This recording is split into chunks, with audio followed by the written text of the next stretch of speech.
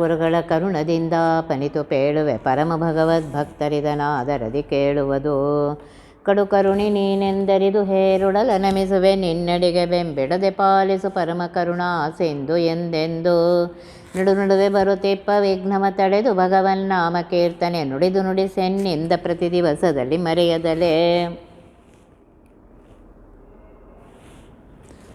ಸಕಲ ದುರಿತ ನಿವಾರಣದಲ್ಲಿ 21ನೇ ಪದ್ಯ. ಇನಿತು ರೂಪಾತ್ಮನಿಗೆ ದೋಷಗಳೆನಿತು ಬಪ್ಪವು ಪೇಳಿರೈ ಬ್ರಾಹ್ಮಣ ಕುಲೋತ್ತಮರಾದವರು ನಿಷ್ಕಪಟ ಬುದ್ಧಿಯಲೇ.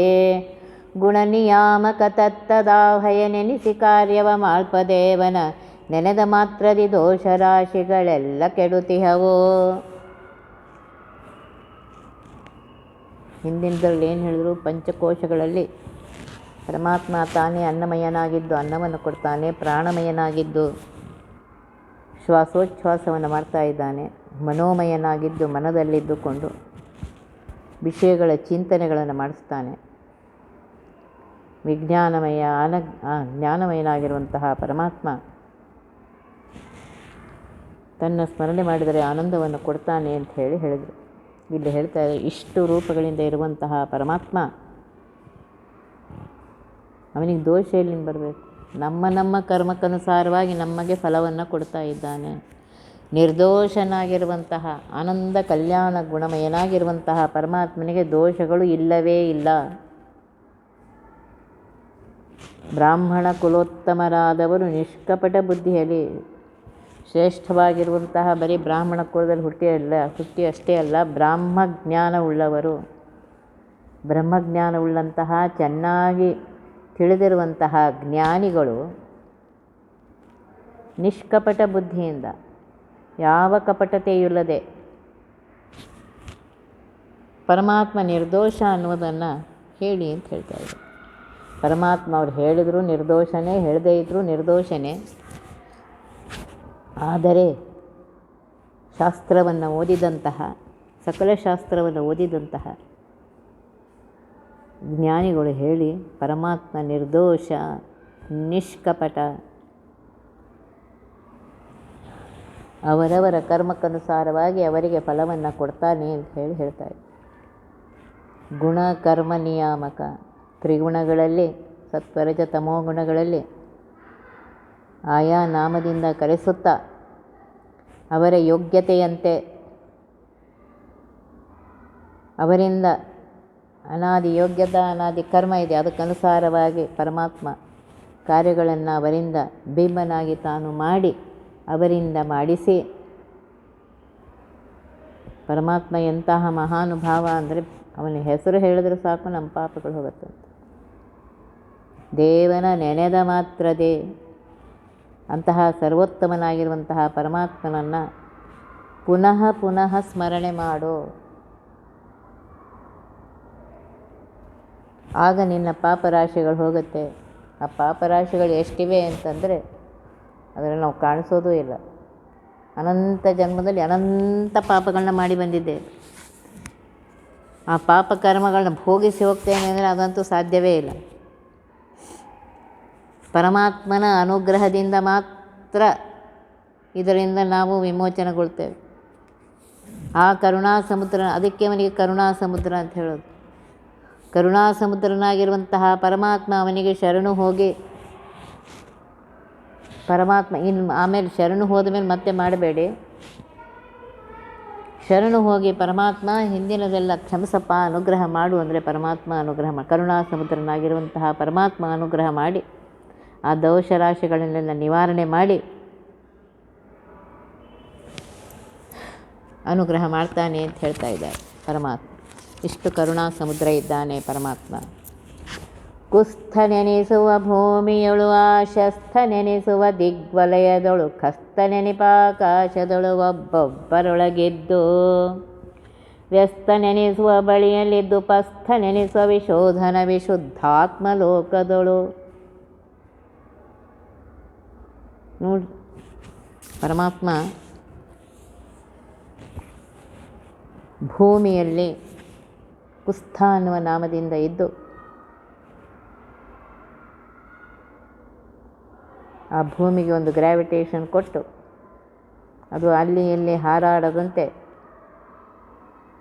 ತನ್ನ ಗ್ರಾವಿಟೇಷನ್ ಒಳಗೆ ಇದ್ದು ನಮ್ಮನ್ನು ರಕ್ಷಣೆ ಮಾಡ್ತಾ ಇದ್ದಾನೆ. ಪರಮಾತ್ಮ ತಾನು ಭೂಮಿಯಲ್ಲಿದ್ದು ಕುಸ್ಥ ಅಂತ ಅನಿಸಿಕೊಂಡು ಆ ಭೂಮಿಯಲ್ಲಿದ್ದು ಅದಕ್ಕೆ ಆ ಶಕ್ತಿಯನ್ನು ಕೊಟ್ಟು ಮಾಡ್ತಾ ಇದ್ದಾನೆ. ನೋಡ್ರಿ, ಕರುಣಾ ಸಮುದ್ರಕ್ಕೆ ಎಷ್ಟಿದೆ.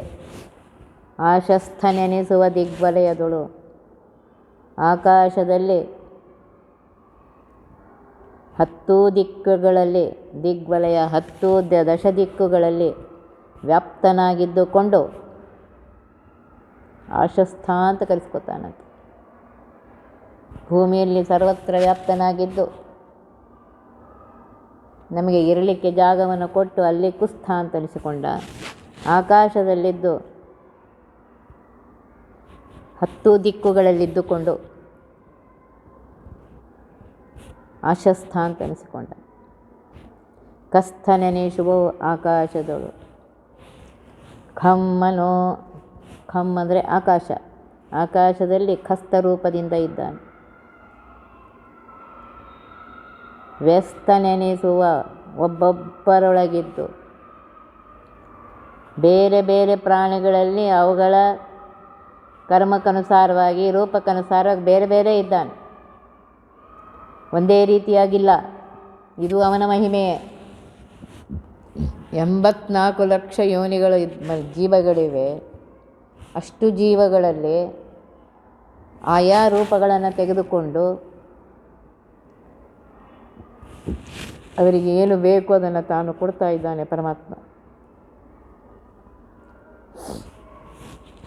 ಬೇರೆ ಬೇರೆ ವ್ಯಸ್ತ ಅಂದರೆ ಬೇರೆ ಬೇರೆ ಪ್ರಾಣಿಗಳಲ್ಲಿ ಒಂದೇ ಆಗಿರದೆ ಬೇರೆ ಬೇರೆ ರೂಪದಿಂದ ಪರಮಾತ್ಮ ಇದ್ದಾನೆ. ಮತ್ತೆ ಹೇಳ್ತಾ ಇದ್ದಾರೆ, ಎಲ್ಲರೊಳಗೆ ಸಕಲ ಜನರ ಸಮೂಹದಲ್ಲಿ ಸಮಸ್ತ ಅಂತ ಕರೆಸ್ಕೊತಾ ಇದ್ದಾನೆ. ಅತ್ಯಂತ ಸಮೀಪದಲ್ಲಿದ್ದಾನೆ. ನಮ್ಮ ಇಂದ್ರಿಯಗಳಲ್ಲೇ ಇದ್ದಾನೆ. ಉಪಸ್ಥನೆ ನಿಪ, ನಮ್ಮ ಹತ್ತಿರದಲ್ಲೇ ಇದ್ದಾನೆ ಪರಮಾತ್ಮ. ಸಮೀಪಸ್ಥನಾಗಿದ್ದರಿಂದ ಪರಮಾತ್ಮನಿಗೆ ಉಪಸ್ಥ ಅಂತ ಕರೆದಿರ್ತಾರೆ. ಬಳಿಯಲ್ಲಿದ್ದು ಅಂತ ಹೇಳ್ತಾ ಇದ್ದಾರೆ. ಬಳಿಯಲ್ಲಿದ್ದು ಉಪಸ್ಥನೆ ನಿಪ, ಅತ್ಯಂತ ಸಮೀಪನಾಗಿದ್ದಾನೆ. ಹೃದಯ ಮಂದಿರದಲ್ಲೇ ಇದ್ದಾನೆ. ಸರ್ವ ಇಂದ್ರಿಯಗಳಲ್ಲಿದ್ದಾನೆ. ಸರ್ವತ್ರದಲ್ಲಿದ್ದಾನು. ಅತ್ಯಂತ ಸಮೀಪದಲ್ಲಿ ಅವನೇ ಇರೋದು. ಉಳಿದವರೆಲ್ಲ ಹೊರಗೆ. ಸಮೀಪಸ್ಥನಾಗಿ ಉಪಸ್ಥ ಅಂತ ಕರ್ಕೋತಾ ಇದ್ದಾನೆ, ಕರೆಸಿಕೊಳ್ತಾ ಇದ್ದಾನೆ. ವಿಶೋಧನ ವಿಶುದ್ಧಾತ್ಮ ಲೋಕದೊಳು. ವಿಶೋಧನ ಹೇಳ್ತಾ ಇದ್ದಾರೆ, ಪರಮಾತ್ಮ ಸ್ಮರಣೆ ಚಿಂತನೆ ಮಾತ್ರದಿಂದ ಪಾಪಗಳು ನಾಶ ಆಗುತ್ತೆ. ಕೃಷ್ಣ ಅಂತ ಕರೆದ್ರೆ ಸಾಕು ಓಡಿ ಬರ್ತಾನಂತೆ. ಒಂದೇ ಕೂಗಳತೆ ವೈಕುಂಠ ಅಂತ ಹೇಳಿದ್ರು. ಅದಕ್ಕೆ ಆ ಪರಮಾತ್ಮನನ್ನು ಕರೀರಿ. ಆ ಅಜಮಿಳ ಅನಂತ ಪಾಪಗಳನ್ನ ಮಾಡಿದ್ದ. ಕೊನೆಯ ಕಾಲದಲ್ಲಿ ಆ ಪರಮಾತ್ಮನ ಸ್ಮರಣೆ ಬಂತು. ಪರಮಾತ್ಮ ಎಲ್ಲ ಪಾಪಗಳನ್ನ ಸುಟ್ಟು ಹಾಕಿ ಅವನಿಗೆ ಅನುಗ್ರಹ ಮಾಡಿದ್ದಾನೆ. ಯಾವಾಗಲೂ ನೆನೆಸ್ತಾ ಇದ್ದರೆ ಅನುಗ್ರಹ ಮಾಡದೇ ಇರ್ತಾನೇನೋ? ಮಾಡಿಯೇ ಮಾಡ್ತಾನೆ. ಸದಾ ಅವನನ್ನು ನೆನೆಸು, ನಿನ್ನ ಹತ್ತಿರದಲ್ಲೇ ಇದ್ದಾನೆ. ಸತ್ವಾದಿ ಗುಣಗಳಿಂದ ದೂರನಾಗಿರುವಂತಹ, ಕೇವಲ ಜ್ಞಾನಾನಂದಮಯನಾಗಿರುವಂತಹ, ವಿಶುದ್ಧಾತ್ಮನಾಗಿರುವಂತಹ ಪರಮಾತ್ಮ ನಿನ್ನ ಹತ್ತಿರದಲ್ಲೇ ಇದ್ದು ಸ್ಮರಣ ಮಾತ್ರದಿಂದ ನಿನ್ನ ಪಾಪಗಳನ್ನು ದೂರ ಮಾಡ್ತಾ ಇದ್ದಾನೆ. ಇಂತಹ ಪರಮಾತ್ಮ 14 ಲೋಕಗಳಲ್ಲಿದ್ದು ಆಯಾ ನಾಮಗಳಿಂದ ಕರೆಸ್ಕೊಳ್ತಾ ಇದ್ದಾನೆ. ಆ ಪರಮಾತ್ಮನ ಸ್ಮರಣೆಯನ್ನು ಮಾಡು ಅಂತ ಹೇಳ್ತಾ ಇದ್ದಾರೆ. ಈ ನಾಮಗಳು, ಅದಕ್ಕೆ ಮಕ್ಕಳಿಗೆ ನಾವು ಹೆಸರಿಡ್ತಿದ್ದು ದೇವ್ರ ಹೆಸರಿಡೋದು. ಯಾಕೆ ಅಂತಂದರೆ ಆ ನೆವದಿಂದಲಾದರೂ ಆ ಪರಮಾತ್ಮನ ನಾಮ ನಮ್ಮ ಬಾಯಿಗೆ ಬರಲಿ ಅಂತ ಹೇಳಿ. ಕುಟ್ಟಿ ಗುಂಡಿ ಏನೇನೋ 20 ಅಲ್ಲ.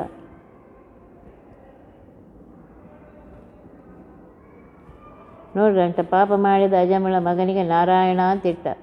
ಅದು ದೇವರ ಅನುಗ್ರಹದಿಂದಲೇ. ಮೊದಲು ಕರೆದದ್ದು ಅವನು ತನ್ನ ಮಗನಾಗಿರುವಂತಹ ನಾರಾಯಣನನ್ನೇ.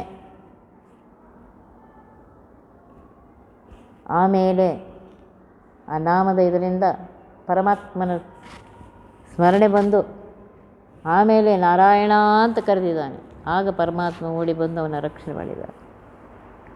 ಆದ್ದರಿಂದ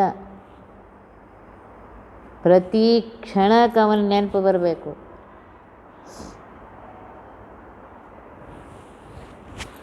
ಅವನ ನಾಮಗಳನ್ನು ಹೇಳ್ತಾ ಇರಬೇಕು. ಸತತವಾಗಿ ಅವನ ನಾಮಗಳನ್ನು ನುಡಿತಾ ಇರಬೇಕು.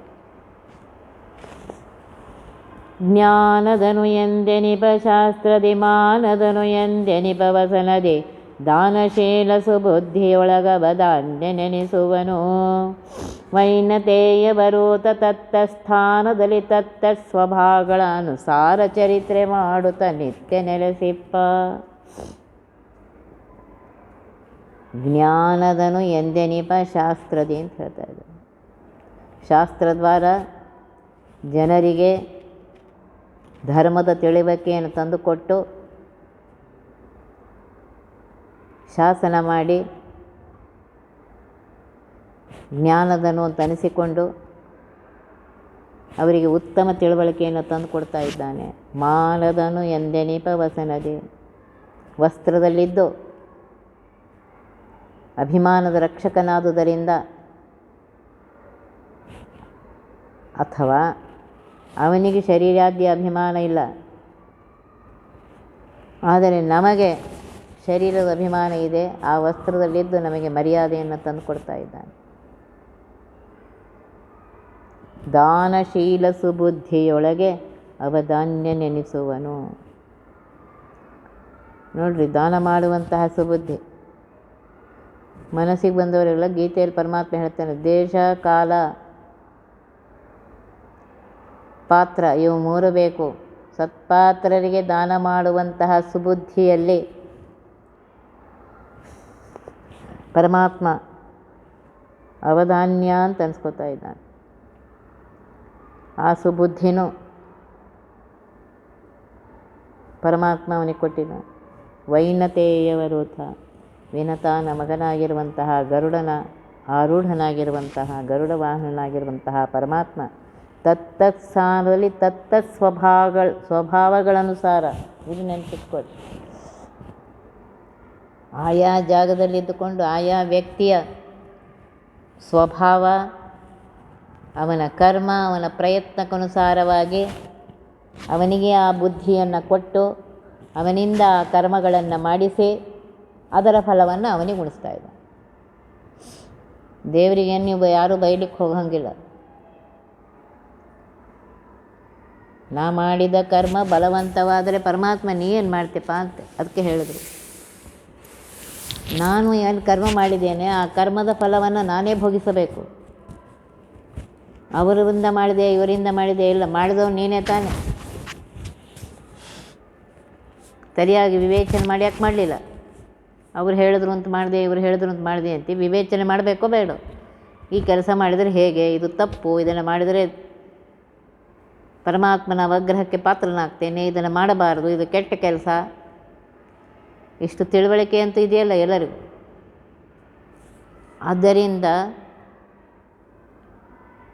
ಸರಿಯಾಗಿ ಧರ್ಮವನ್ನು ತಿಳಿದುಕೊಂಡು ಜ್ಞಾನಿಗಳ ಹತ್ರ ಹೋಗಿ ಶಾಸ್ತ್ರದಲ್ಲಿ ಹೇಳಿರುವಂತಹ ಧರ್ಮಗಳನ್ನು, ಯಾವ ವರ್ಣದವರು, ಯಾವ ಆಶ್ರಮದವರು, ಯಾವ ದೇಶ, ಯಾವ ಕಾಲದಲ್ಲಿ ಏನು ಕರ್ಮಗಳನ್ನ ಮಾಡಬೇಕು ಅಂತ ಹೇಳಿದ್ದಾರೆ ಅದನ್ನು ತಿಳಿದುಕೊಂಡು ಅದನ್ನು ಮಾಡು. ವಸನ ನೋಡ್ರಿ, ಆ ವಸನದಲ್ಲಿ ಪರಮಾತ್ಮ ಮರ್ಯಾದೆಯನ್ನು ಕೊಡ್ತಾ ಇದ್ದಾನೆ. ಹೇಳಬಾರ್ದು ಏನಪ್ಪ ಕೂತಾಗ ಆ ವಸನ ಇಲ್ಲದೆ ಮರ್ಯಾದೆ ಕಳ್ಕೊತಾ ಇದ್ದೇವೆ.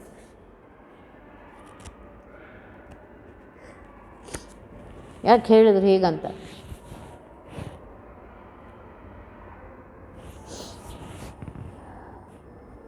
ದಾನ ಮಾಡುವಂತಹ ಸುಬುದ್ಧಿ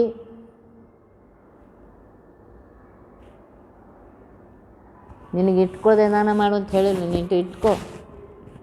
ಅದು ದಾನ ಮಾಡುವಾಗ ದೇಶ ಕಾಲ ಪಾತ್ರ ನೋಡಿ ಅಲ್ಲಿ ಒಳಗಿರುವಂತಹ ಪರಮಾತ್ಮನಿಗೆ ಅವನು ಕೊಟ್ಟದ್ದನ್ನೇ ಅವನಿಗೆ ಕೊಡ್ತಾ ಇದ್ದೇನೆ ಅಂತ ಹೇಳಿ ಆ ಭಾವನೆ ಇಟ್ಟುಕೊಂಡು ದಾನ ಮಾಡು. ದಾನ ಮಾಡಿದ್ಮೇಲೆ ಅವ್ರಿಗೆ ಯಾಕೆ ಕೊಟ್ಟೆ, ಇವ್ರಿಗೆ ಯಾಕೆ ಕೊಟ್ಟೆ, ಅಷ್ಟು ಯಾಕೆ ಕೊಟ್ಟೆ, ಇಷ್ಟು ಯಾಕೆ ಕೊಟ್ಟೆ, ಹಂಗೆ ಯಾಕೆ ಕೊಟ್ಟೆ, ಹಿಂಗೆ ಯಾಕೆ ಕೊಟ್ಟೆ, ಇವೆಲ್ಲ ಅನ್ಕೋತ ಕೂತ್ರೆ ಅದು ದಾನ ಮಾಡಿದ ಫಲ ಬರೋದೇ ಇಲ್ಲ.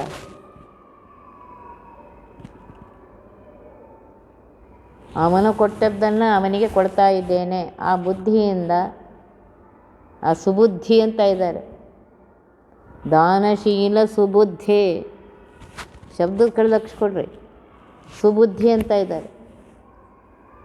ಒಳ್ಳೆಯ ಬುದ್ಧಿಯಿಂದ ಅವನು ಕೊಟ್ಟದ್ದೇ ಅವನಿಗೇ ಕೊಡ್ತಾ ಇದ್ದೇನೆ.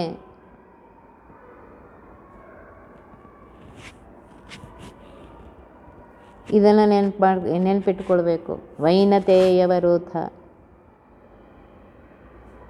ನೋಡ್ರಿ, ಅವರವರ ಆಯಾ ಸ್ಥಾನಗಳಲ್ಲಿ ಆಯಾ ಸ್ವಭಾವಕ್ಕನುಸಾರವಾಗಿ ವ್ಯಾಪಾರ ಮಾಡ್ತಾ ನಿರಂತರ ಇದ್ದಾನೆ, ಪ್ರತಿ ಕ್ಷಣಕ್ಕೂ ಇದ್ದಾನೆ. ಸರ್ವ ಜೀವರ ಒಳಗಿದ್ದುಕೊಂಡು ಅವನ ಕರ್ಮ, ಅವನ ಯೋಗ್ಯತಾ ಅದಕ್ಕನುಸಾರವಾಗಿಯೇ ಪರಮಾತ್ಮ ಮಾಡಿಸ್ತಾ ಇದ್ದಾನೆ.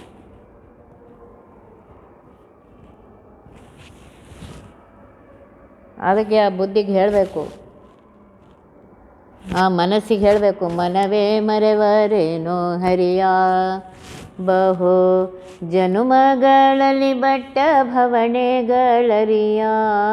ಮನವೇ ಹೆಂಗೆ ಬೇಡ್ಕೋತಾರೆ, ಮನಸ್ಸೇ ನೀನನ್ನು ಕೆಟ್ಟ ಮಾರ್ಗ ಕರ್ಕೊಂಡು ಹೋಗಿ ಅನಂತ ಜನ್ಮಗಳಲ್ಲಿ ಅನುಭವಿಸ್ತಾ ಇದ್ದೇನೆ ದುಃಖ.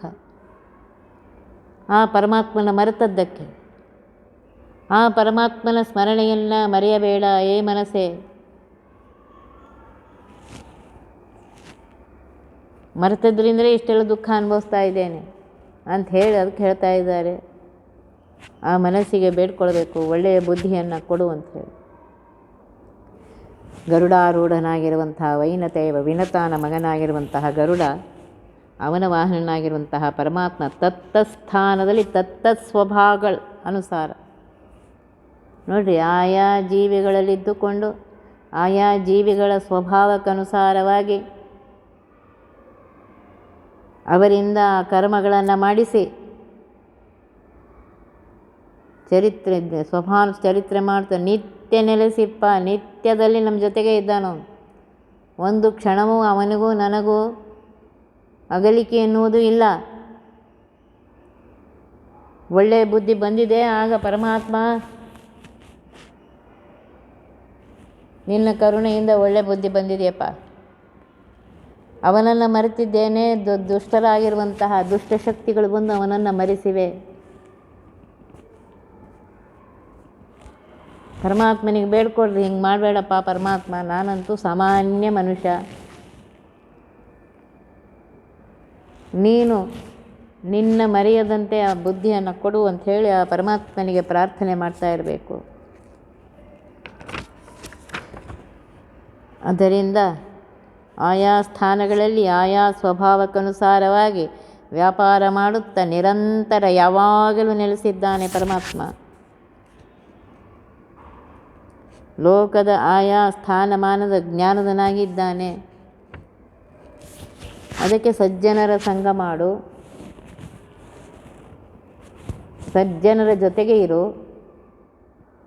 ದುರ್ಜನರ ಜೊತೆಗಿದ್ದರೆ ಕೆಟ್ಟ ಸ್ವಭಾವ ಬರುತ್ತೆ, ಸಜ್ಜನರ ಜೊತೆಗಿದ್ದರೆ ಒಳ್ಳೆಯ ಸ್ವಭಾವ ಬರುತ್ತೆ.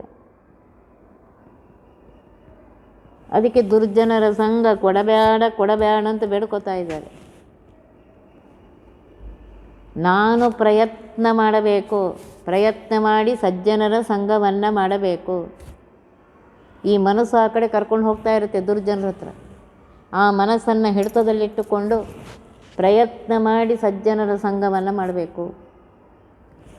ಆಗ ಪರಮಾತ್ಮನ ಅನುಗ್ರಹಕ್ಕೆ ಪಾತ್ರರಾಗ್ತೇವೆ. ಸಜ್ಜನರು ಹೇಳ್ತಾರೆ, ಇದು ತಪ್ಪು, ಇದು ಸರಿ, ಹೀಗೆ ಮಾಡು, ಹಾಗೆ ಮಾಡು ಅಂತ ಹೇಳ್ತಾರೆ. ಆಗ ಅವರಿಗೇನು ಅಲ್ಲಿಗೆ ಹೋಗಬೇಡ್ರಿ, ಹೇಳಿದಂತೆ ಮನಃಪೂರ್ವಕವಾಗಿ ಮಾಡಿ, ಆಗ ಪರಮಾತ್ಮನ ಅನುಗ್ರಹ ಆಗತ್ತೆ. ಗ್ರಾಮಪನೊಳಗ್ರಣಿ ಎನಿಸುವನು, ಗ್ರಾಮಣಿ ಎನಿಸುವನು, ಜನರೊಳ್ ಗ್ರಾಮಪಗ್ರಾಮಗಳೊಳಗೆ ಶ್ರೀಮಾನ್ಯ ನೆನೆಸುತ್ತಿಪ್ಪ. ಶ್ರೀಮನೋರಮ ತಾನೆ ಯೋಗಕ್ಷೇಮ ನಾಮಕನಾಗಿ ಸಲಹುವ ಈ ಮಹಿಮೆ ಮಿಕ್ಕಾದ ದೇವರೆಗುಂಟೆ ಲೋಕದೊಳು.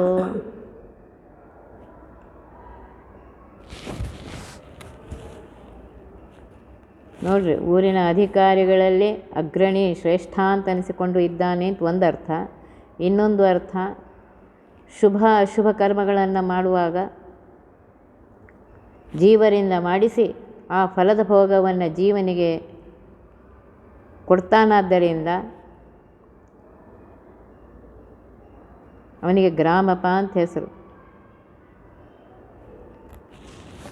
ಗ್ರಾಮಪನೊಳು ಅಗ್ರಣಿ ಎನಿಸುವನು. ಗ್ರಾಮದಲ್ಲಿರುವಂತಹ ಜನರಲ್ಲಿ ಶ್ರೇಷ್ಠನಾಗಿರುವನು ಪರಮಾತ್ಮ. ಗ್ರಾಮಗಳಲ್ಲಿ ಜನರಿಗೆ ಅವರಿವರಿಗೇನು ಸುಖ ದುಃಖ ಇತ್ಯಾದಿಗಳನ್ನು ಕೊಡ್ತಾನೆ. ದೊಡ್ಡ ಊರುಗಳಲ್ಲೂ ಅವನೇ ಇದ್ದಾನೆ. ಜನರಿಗೆ ವಿಶೇಷವಾದ ಕಾಂತಿ, ಬಲ, ಓಜಸ್ಸು, ತೇಜಸ್ಸು ಅವನ ಅನುಗ್ರಹದಿಂದಲೇ ಬರುತ್ತೆ. ಸರ್ವೋತ್ತಮತ್ವೇನ ಪೂಜ್ಯನಾದವನು ಪರಮಾತ್ಮ ಒಬ್ಬನೇ. ಇನ್ಯಾರೂ ಸರ್ವೋತ್ತಮತ್ವೇನ ಪೂಜ್ಯರಾಗಿಲ್ಲ. ಗ್ರಾಮಣಿ ಅಂತ ಅನ್ಸ್ಕೊಂಡು ಜನರಲ್ಲಿ ಊರಲ್ಲಿರುವಂತಹ ಎಲ್ಲ ಜನರಲ್ಲೂ ಅವನೇ ಇದ್ದಾನೆ. ಗ್ರಾಮದಲ್ಲಿ ಅಲ್ಲಿರುವಂತಹ ಮನುಷ್ಯರಲ್ಲಿದ್ದು ಪರಮಾತ್ಮ ಶ್ರೀಮಾನ್ಯ ನೆನೆಸುತ್ತಿಪ್ಪ. ಶ್ರೀ ಮನೋರಮನಾಗಿರುವಂಥ ಲಕ್ಷ್ಮೀಪತಿಯಾಗಿರುವಂತಹ ಪರಮಾತ್ಮ, ಸ್ವರಮಣನಾಗಿರುವಂತಹ ಪರಮಾತ್ಮ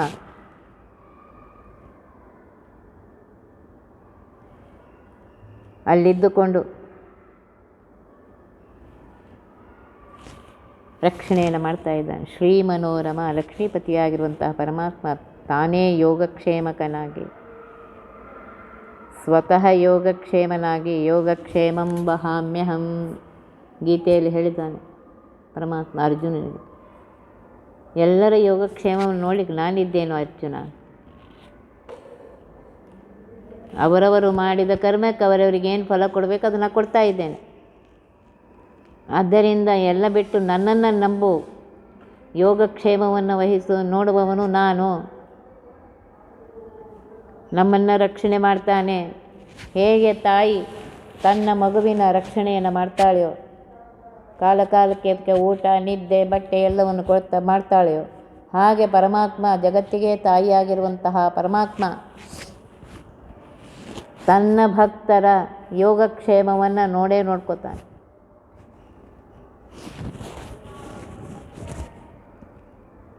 ಸಲಹುವ, ಯೋಗಕ್ಷೇಮಕನಾಗಿ ಸಲಹುವ. ಎಲ್ಲರಿಗೂ ಅನುಭವಕ್ಕೆ ಬಂದಿರುತ್ತೆ. ಆದರೆ ನಾವು ಅದರ ಕಡೆ ಲಕ್ಷ್ಯ ಕೊಡಂಗಿಲ್ಲ. ಅವರು ಬಂದು ಮಾಡಿದರು, ಇವರು ಬಂದು, ಆ ಮೂಲಕ ಮಾಡಿದವನು ಪರಮಾತ್ಮನೇ. ನಮ್ಮನ್ನು ರಕ್ಷಣೆ ಮಾಡಿದವನು ಪರಮಾತ್ಮನೇ.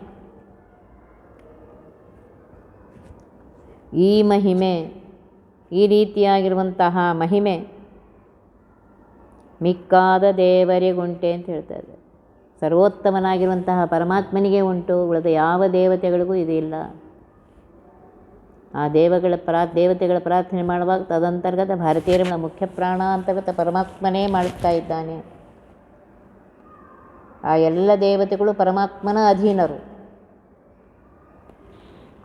ಆದ್ದರಿಂದ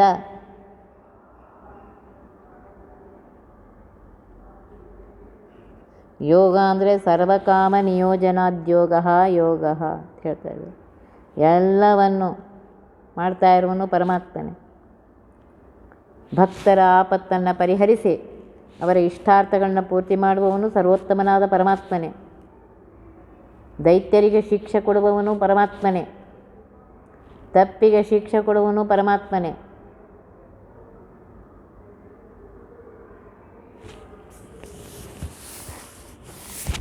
ಅದಕ್ಕೆ ಬೇಡ್ಕೋತೀವಿ, ಅಪರಾಧ ಸಹಸ್ರಾಣಿ ಕ್ರಿಯಂತೆ ಅಹರ್ನಿಶಂ ಮಯಾ ತಾನಿ ಸರ್ವಾಣಿ ಮೇ ದೇವ ಕ್ಷಮಸ್ವ ಪುರುಷೋತ್ತಮ.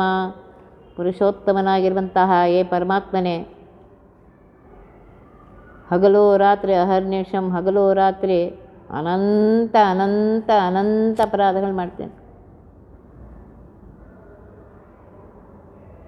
ಕರುಣಾ ಸಮುದ್ರನಾಗಿರುವಂತಹ ಪರಮಾತ್ಮ ಅದನ್ನು ಕ್ಷಮಿಸಿ ನನಗೆ ಅನುಗ್ರಹ ಮಾಡು.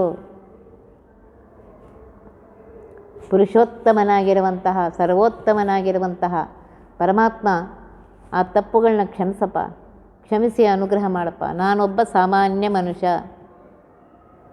ಕಣ್ಣು ಒಂದು ಕಡೆ ಕರ್ಕೊಂಡು ಹೋಗುತ್ತೆ, ಕಿವಿ ಒಂದು ಕಡೆ ಕರ್ಕೊಂಡು ಹೋಗುತ್ತೆ. ಹೇಗಿದೆ ನೋಡಿ, ರಥಕ್ಕೆ ಕುದುರೆಯನ್ನು ಕಟ್ಟಿದ್ದೇವೆ, 10 ಕುದುರೆಗಳಿವೆ. ಒಂದೊಂದು ಕುದುರೆ ಒಂದು ಕಡೆ ಕಟ್ಕೊಂಡು ಹೋದರೆ ರಥದಲ್ಲಿ ಕೂತಿರೋನ ಪರಿಸ್ಥಿತಿ ಏನಾಗಬೇಕು ಲೆಕ್ಕ ಹಾಕ್ರಿ. ಪಂಚಜ್ಞಾನೇಂದ್ರಿಯ ಪಂಚಕರ್ಮೇಂದ್ರಿಯ ಇವು ಕುದುರೆಗಳು. ಈ ಜೀವ ರಥದಲ್ಲಿ ಕೂತಿದ್ದಾನೆ, ಒಂದೊಂದು ಒಂದು ಕಡೆ ಎಳಿತಾ ಇವೆ. ಆ ರಥದಲ್ಲಿ ಕೂತವನ ಅವಸ್ಥೆ ಹೇಗೋ ಹಾಗೆ ನಮ್ಮ ಅವಸ್ಥೆ. ಎಲ್ಲ ಇಂದ್ರಿಯಗಳನ್ನು ನಮ್ಮ ಕೈಯಲ್ಲಿ ಇಟ್ಕೊಳ್ಬೇಕು, ನಾವು ಹೇಳಿದಂತೆ ಕೇಳಬೇಕು. ಆಗ ನಾವು ಪರಮಾತ್ಮನ ಧ್ಯಾನವನ್ನು ಮಾಡ್ತೇವೆ, ಪರಮಾತ್ಮನ ಅನುಗ್ರಹವನ್ನು ಪಡಿತೇವೆ. ಆದ್ದರಿಂದ ಸರ್ವೋತ್ತಮನಾಗಿರುವಂತಹ ಪರಮಾತ್ಮ ಗ್ರಾಮಗಳಲ್ಲಿಯೂ ಇದ್ದಾನೆ, ಗ್ರಾಮದ ಜನರಲ್ಲಿಯೂ ಇದ್ದಾನೆ. ಇದ್ದು ಅವರವರ ಯೋಗ ಅವರವರ ಕರ್ಮಕ್ಕನುಸಾರವಾಗಿ ಪರಮಾತ್ಮ ಮಾಡಿಸ್ತಾ ಇದ್ದಾನೆ ಅಂತ ತಿಳಿದುಕೊಂಡು ಎಲ್ಲರನ್ನೂ ರಕ್ಷಣೆ ಮಾಡ್ಬೋದು ಅವನೇ ಅಂತ ತಿಳಿದುಕೊಂಡು ಆ ಪರಮಾತ್ಮನ ಸ್ಮರಣೆಯನ್ನು ಮಾಡು. ಆಗ ನಿನ್ನ ಸಕಲ ದುರಿತಗಳು ನಿವಾರಣೆ ಆಗುತ್ತೆ ಅಂತ ಅನ್ನೋದನ್ನು ಹೇಳ್ತಾ ಇದ್ದಾರೆ. ಒತ್ತಿ ವಿಘ್ನಗಳ ಕಳೆದಪ ಮೃತ್ಯುವಿಗೆ ಮರೆ ಮಾಡಿ ಕಾಲನ ದೂತರಿಗೆ ಭೀಕರವ ಪುಟ್ಟಿಸಿ ಸಕಲ ಸಿದ್ಧಿಗಳ ಒತ್ತಿಗೊಳ್ಳಿಸಿವನರು ಹೇ ಕ್ಷಣ ನೃತ್ಯ ಮಾಡುವರವರ ಮನೆಯೊಳು ನಿತ್ಯಮಂಗಳ ಹರಿಕಥಾಮೃತ ಸಾರ ಪಠಿಸುವರ.